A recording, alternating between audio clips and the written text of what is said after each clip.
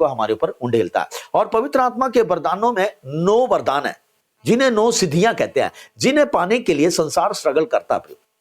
लेकिन हम परमेश्वर पिता का धन्यवाद करते हैं, जैसे हम प्रभु यीशु मसीह के पर विश्वास करते हैं, प्रभु यीशु मसीह के नाम से पानी का बपतिस्मा लेते हैं और पवित्र आत्मा का दान पाते हैं, तो प्रियो हमारे ऊपर पवित्र आत्मा के 9 वरदानों की भी बौछार होती है।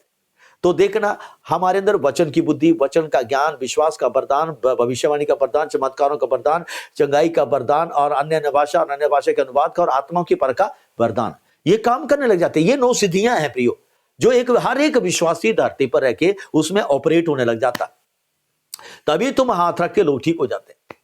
इन चीजों को पाने के लिए लोग जो है प्रियो, हमारे समाज का देखा, कई लोगों ने विचक्राफ्ट का रास्ता ले लिया, जादू टोने का रास्ता ले लिया, शॉर्टकट ले लिए और ऐसे ऐसे काम करने लगे जिससे लोगों को फिर वो भरमाने लगे। लेकिन चर्च में ऐसा नहीं होता।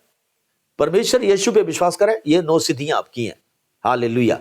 सो प्रियो, ये बात क्लियर होनी चाहिए कि धरती पर हर एक मनुष्य को कि सच्चाई कौन है, जीवन कौन है, मार्ग कौन है।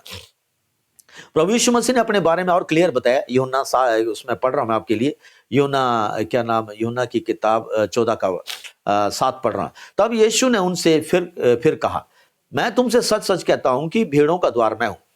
प्रभु यीशु मसीह ने कहा, ऐसा किसी और ने नहीं कहा। धरती पर जितने भी गुरु, बाबे, महाराजा और महर्षि और ऋषि मुनि और लोग आए, किसी ने नहीं कहा मैं द्वार हूं, मेरे द्वारा तुम परमेश्वर के पास पहुंच सकते हो, सिवाय प्रभु यीशु मसीह के। Hallelujah, hallelujah. 9 आयत पढ़ रहा हूं मैं 14 का।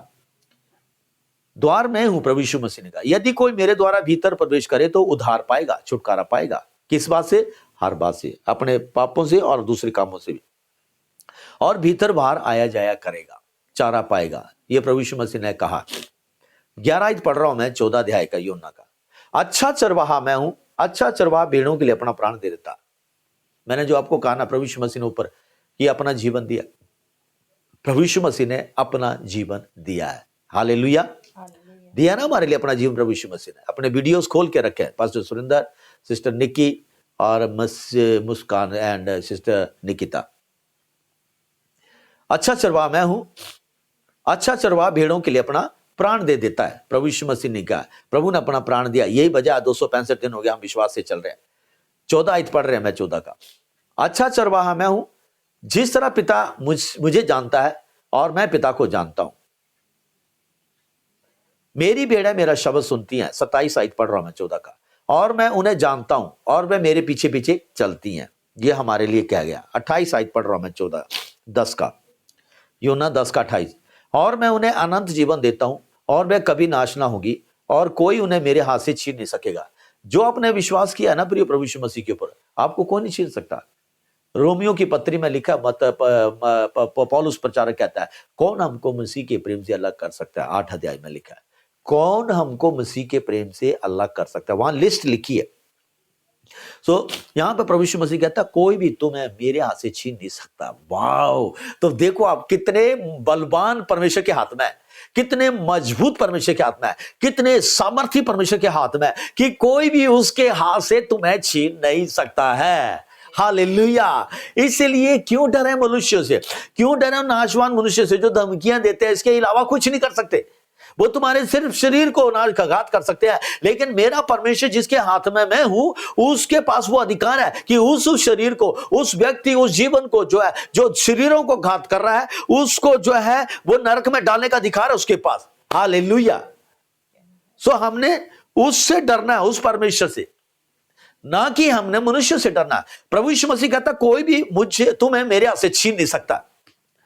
आज 20 दिन रह गया हमारे को इस वर्ष के खत्म होने के। प्रियो, इस बात को हमेशा परमेश्वर के सामने रखना भी कि परमेश्वर मैं धन्यवाद करता, मैं परमेश्वर के हाथों में है और मुझे कोई नहीं छीन सकता है। मेरे जीवन में जो भी चुनौतियां, मैं परमेश्वर के लहू में छुपाता हूं और मैं उनको लेता हूं, क्योंकि मैं प्रभु के हाथों तले दबा हुआ हूं। हालेलुया। देखना आपका वो दाहिना हाथ जो है परमेश्वर का, कैसे आपके लिए कार्य करेगा फिर। आमीन।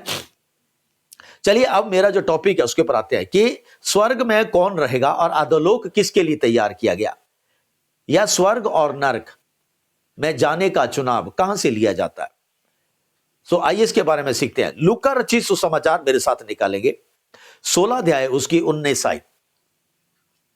एक धनी व्यक्ति की जीवन शैली के बारे में लिखा। वहां पर क्या लिखा है? एक धनवान मनुष्य था जो बैंजनी कपड़े और मलमल पहनता और प्रतिदिन सुख विलास और धूमधाम के साथ रहता था। यह है एक धनवान व्यक्ति की जिसके पास बुद्धि नहीं है, उसका जीवन शैली ऐसी है। और अगर आप पढ़ें इसे तो यह धनवान व्यक्ति जो है प्रियो, ये वैसे ही क्रिश्चियन माहौल में रहता था। ये क्रिश्चियन माहौल में रहता था, इसके पास बाइबल भी थी घर में। ये उस धनवान की व्यक्ति की बात हो रही है। नेक्स्ट उसका जो टॉपिक है, गरीब लाजर की जीवन शैली। इसके साथ एक दूसरा कैरेक्टर हो रहा है, गरीब लाजर। और लाजर नाम का एक कंगाल घावों से भरा हुआ उसकी डेवड़ी पर छोड़ दिया जाता था। एक और व्यक्ति था जो जिसका नाम लाजरस था और धनी व्यक्ति का नाम नहीं लिखा हुआ है, लेकिन उसको फोड़े फुंसियां थी, घावों से भरा हुआ था और वो उस धनी व्यक्ति की डेवड़ी के ऊपर छोड़ दिया जाता था। धनी व्यक्ति की डेवड़ी पर छोड़ दिया जाता था। हालेलुया। ये सीन है। और जो लाजर था, 16 का 21 पढ़ रहा मैं, वह चाहता था कि धनवान की मेज की नीचे जूठन से अपना पेट भरे, वरन कुत्ते भी आकर उसके घावों को चाटते थे। नेक्स्ट 16 का 22 साइड पढ़ रहा मैं, लूका।